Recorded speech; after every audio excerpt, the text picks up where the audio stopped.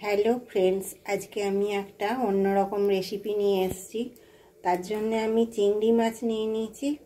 চিংড়ি মাছটা আমি এখন ভালো করে বেছে ধুয়ে নুন হলুদ মেখে রাখবো। আর লাগবে ছোট ছোট করে ফুলকপির ফুল, আলু আর শিমগুলো কুচি কুচি করে ভাজির মতন কেটেছি, আলুটাও আলু ভাজির মতন কেটেছি। তাহলে আমি চিংড়ি মাছটা পরিষ্কার করে নিয়ে আবার আসছি। গ্যাসটা অন করেছি, কড়াই গরম হয়ে গেছে, তেল আমি গরম হতে দিয়ে দিয়েছি।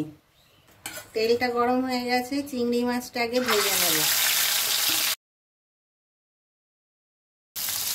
চিংড়ি মাছটা ভাজা হয়ে গেছে, তুলে নেব।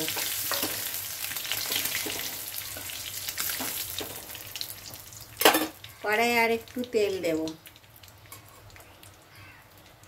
5 ফোড়নটা দিয়ে দেব। এরপরে আমি কপিগুলোকে একটু ভাজবো। কপিতে অল্প নুন দেব, খুব বেশি নুন দিতে হবে না। এখন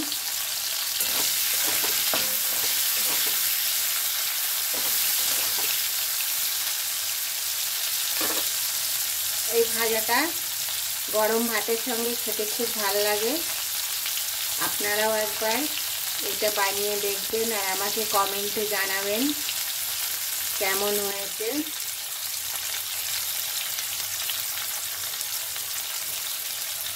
এবারে আলুগুলো দিয়ে দেব, নুন দেব। এবারে অনেকটা লাল লাল হয়ে এসছে, এখন আমি শিমগুলো দিয়ে দেব।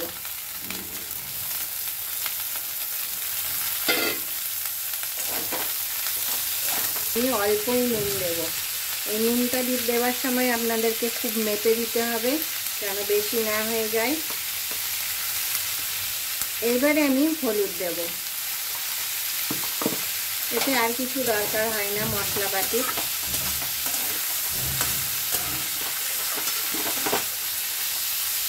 ভালো করে নেড়ে নিলাম। এখন আমি অল্প টমেটো আর বেশ কিছু কাঁচা লঙ্কা চিড়ে রেখেছি দিয়ে দিলাম। অল্প মটরশুঁটি দিয়ে দেব। এখন সামান্য জল দেব।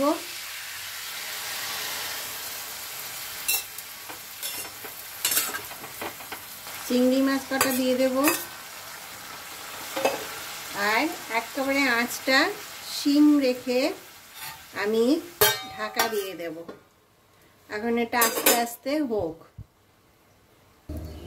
এবারে আমি একবার এটাকে খুলে দেখব।